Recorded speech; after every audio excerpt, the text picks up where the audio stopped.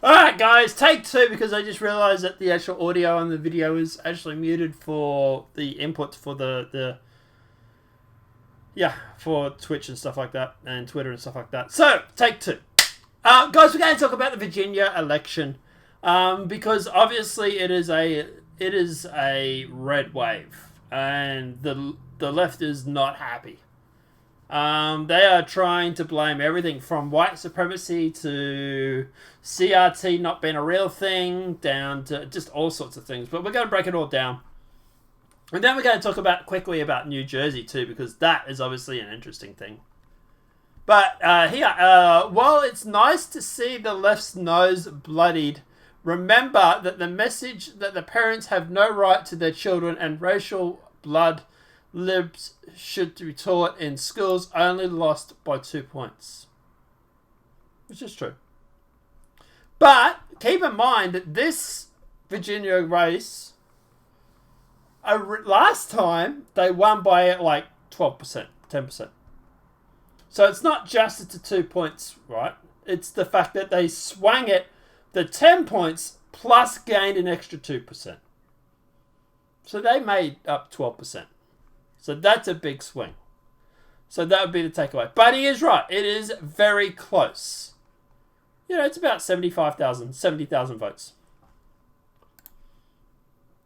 Virginia governor projected winner is Winsummers Sears. Might be mispronouncing.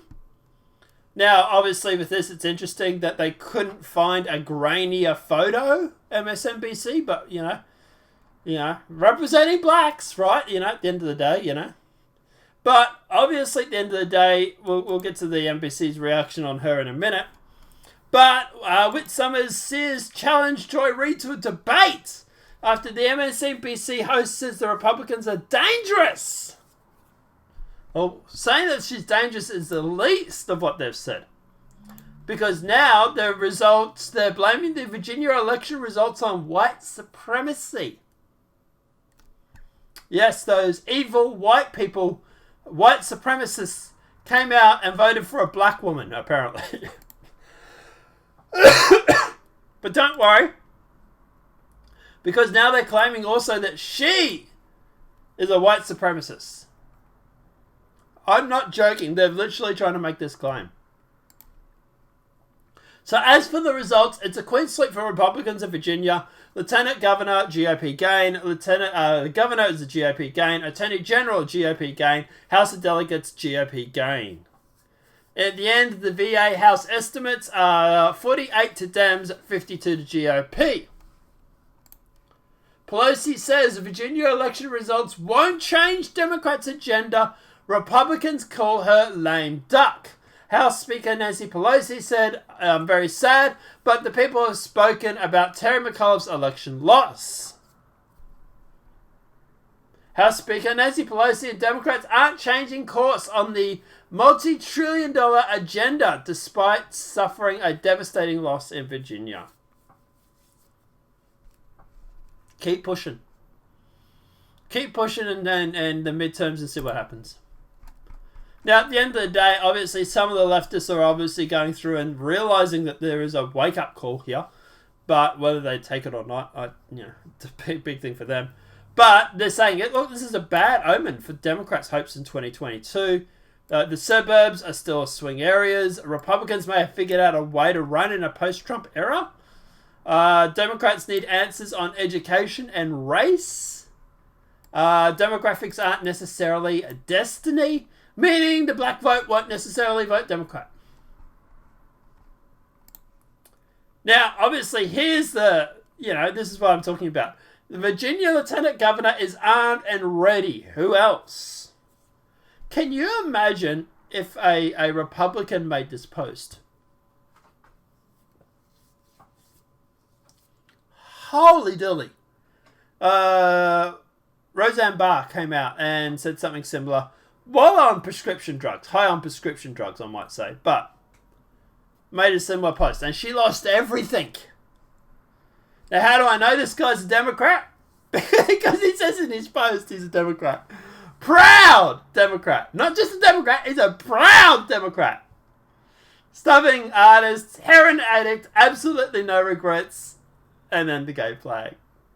But obviously, at the end of the day, this is not the only person I've seen this. This is just an example, right? So even if we want to be kind to Democrats, say this is a troll account, right? Other people are saying the exact same thing. This is just a sample of what they're saying. And at the end of the day, can you imagine the Republicans making a similar post? It would not go down well. Here's another one. This is completely unacceptable. If the blacks are going to vote for racists, then maybe we shouldn't let them vote anymore. Woof! A little bit spicy on that one, aren't we? Sometimes you have to do what's good for them, even if they don't understand why, says the authoritarian. So at the end of the day, because the black vote isn't going to turn out for the Democrats, now all of a sudden we have to remove their right to vote. Like I said in the previous photo. Imagine if a Republican had said that. Oof! And here's MSNBC's spicy take about the election. I think we know the answer to some of this. I watched Glenn Youngkin's interviews on Fox News, and he did nothing that he did not. I mean, he worshipped at the altar of Donald Trump on Fox News. He flew an insurrection flag at his rallies. He simply didn't. He played dumb about a Zoom rally. He did not really put much distance between himself and Donald Trump on the big lie or the deadly insurrection in which police officers were maimed by flagpoles. So I think that which officer was maimed by a flagpole at the quote insurrection? And wasn't it supposedly police officers who died originally? So we went from police officers dying at an insurrection to apparently now police officers are getting maimed at the flagpole. Meanwhile, I saw a report. The only person that died at the quote insurrection was the Trump supporter, the female Trump supporter. I forgot her name. I apologize. Real ominous thing is that critical race theory, which isn't real, turned the suburbs 15 points to the Trump insurrection endorsed Republican. What do Democrats do about that? For a start, the Trump endorsed insurrection is not true. The Republican that ran in those areas actually distanced himself from Trump, regardless. But at the end of the day, everything she's saying there is false. There was no insurrection January 6th. It was a protest. It wasn't Trump endorsed, the protest, even that. The FBI found that there is no links to the protest to Trump. It wasn't organised. There was no officer being maimed by a flagpole that I know of. And even if that did happen, whatever happened to the narrative that the police officer dies? It's good to see how the goals have shifted on that one. The Republican wasn't endorsed by Trump. And at the end of the day, critical race theory is a real thing. It is, because you got kids going home to their parents and asking their mum if they're evil. Like 6-year-old girl, I think it was, went home to her mum and asked her mother if she was evil because that's what she'd been taught at school by the teachers. That white people were evil. But critical race theory doesn't exist, apparently. Right. Here's a lib on TikTok losing it over the election results. And I'm just going to play the music for a little bit so you know what the song is, and then mute because copyright. Toxic.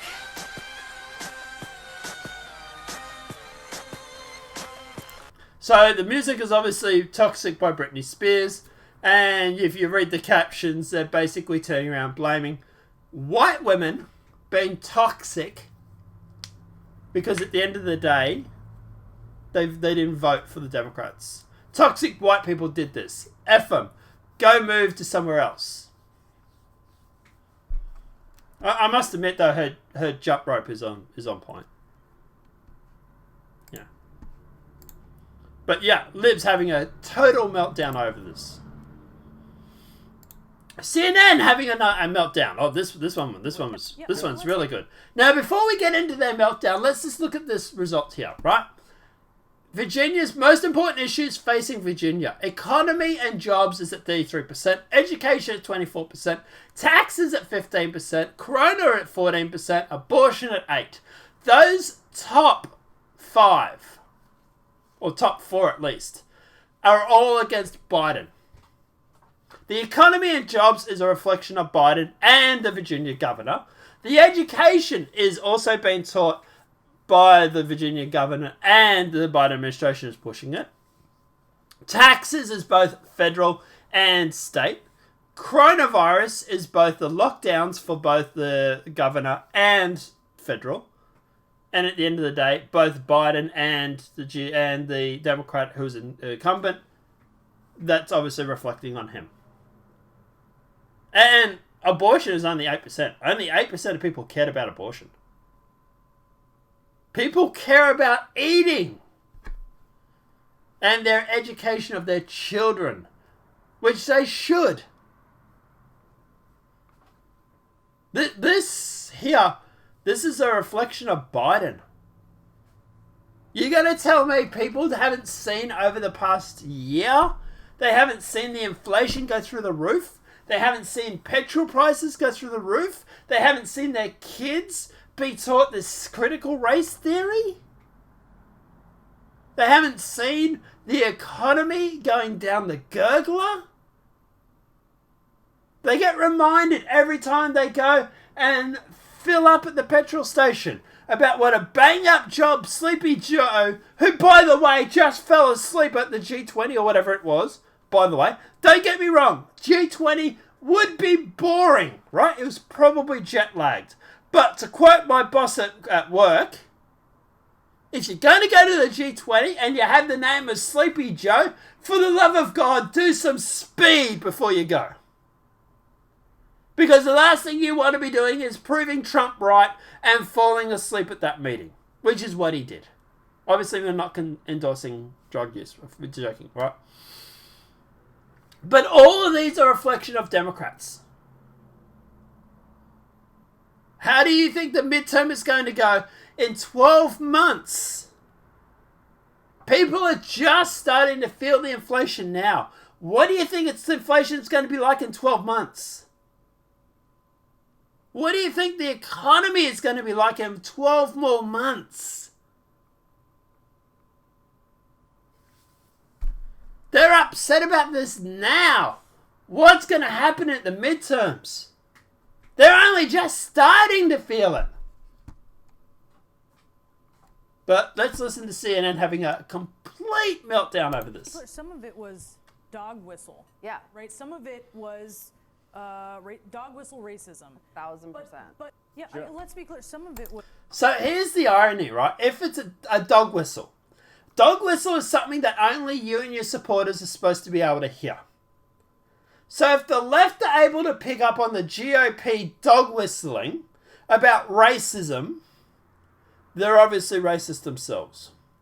Because otherwise you wouldn't hear about the dog whistle, right? It's not much of a covert dog whistle if your opposition is able to pick up on it. This whole dog whistle thing that you keep saying, it's not as own as much as you think it is. But anyway. And obviously, at the end of the day, it's not just Virginia either. Even in New Jersey. New Jersey's governor race results delayed after voting counting scuffle hits key county.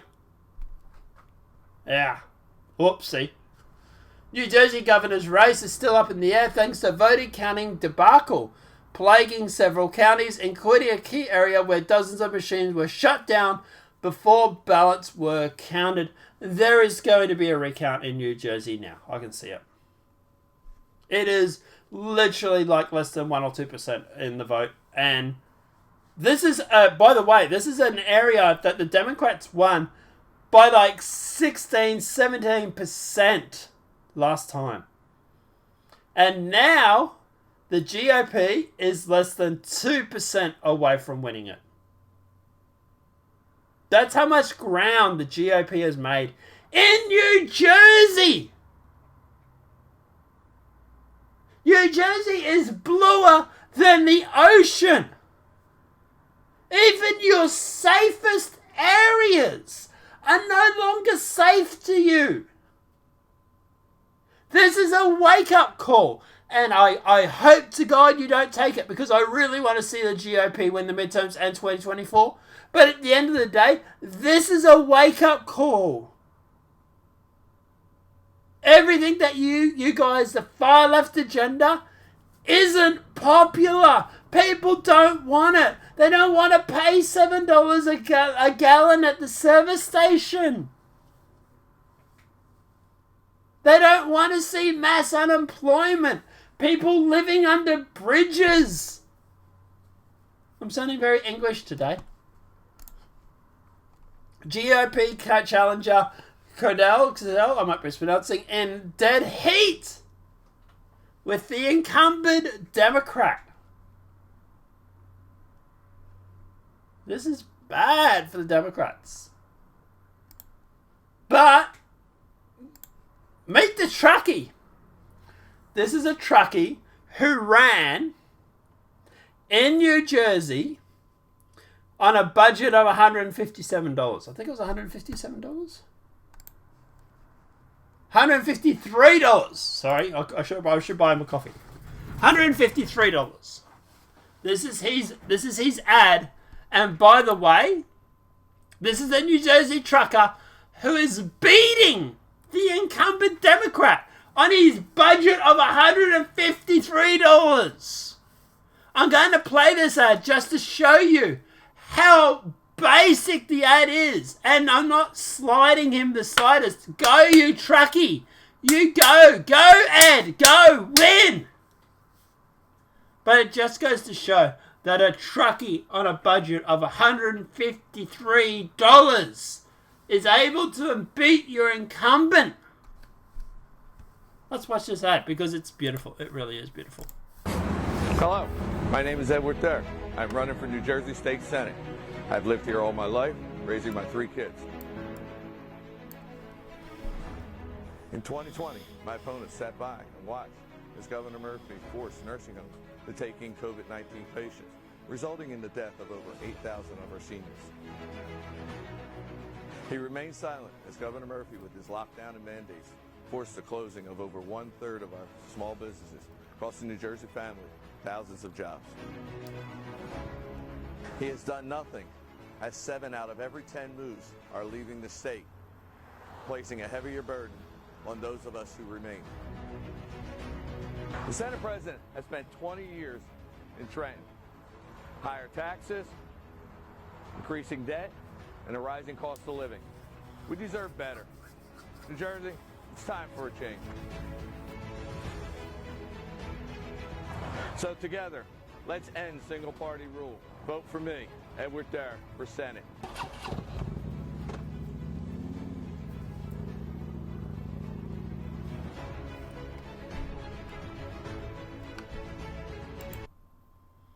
I want to see Ed rock up in that motorbike. I reckon that would be priceless. Ed, if you do win this, buddy, if you're the senator for your area, I want you to rock up to your government, to your... I'm presuming the Senate goes to the House and whatnot. Rock up in a hog, mate. I want you to romp up in a hog. Bikey Ed! Vroom, vroom, vroom, vroom! Turning up to support the people. Let's listen to this bitch rumble as he starts her. Senate.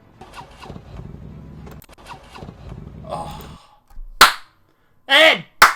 Rock up, mate! Rock up in the hog! Power to the people. I love it. I absolutely love it. But guys, let me know what your thoughts are in the comment section below. Apologise there's no videos over the past couple of days. Work has been absolutely crazy here. We got people off sick, people off operation, people not coming back because of illnesses. Nothing cough related, but just other stuff. But guys, let me know what your thoughts are in that comment section below. Obviously, this video has been helpful. Please smack that like button. If you're new to the channel, welcome and subscribe. And apart from that, guys, I will see you in the next demonetised video from YouTube. Have a great night and enjoy.